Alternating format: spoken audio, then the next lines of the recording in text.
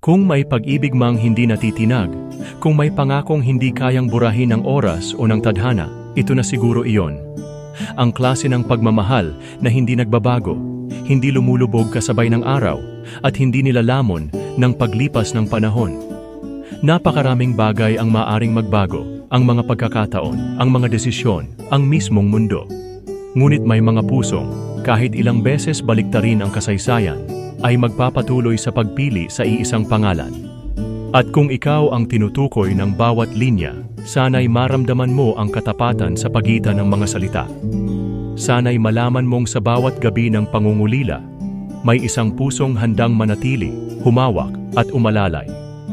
At sa huli, sana'y hindi na kailangang ulitin pa ang kwento, hindi na kailangang habulin ang kahapon, dahil kung tunay ang sinasabi ng langit, darating ang araw na hindi na kailangang ipaglaban ang pananatili, dahil pareho na kayong pipili.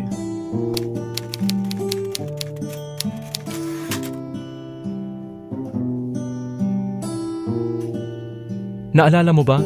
Sa ilalim ng buwan, ng mga pangako'y isinumpa na saan ka man dalhin ng tadhana, ako'y mananatili, hindi lilisan, hindi bibitiw. Sinabi ko noon, at ngayon, sisigaw ko na sa mundo. Ikaw lang ang pipiliin ko, ikaw lang ang panalangin ko. Baliktarin man ang oras, bawiin man ang bukas, sa puso ko ikaw pa rin.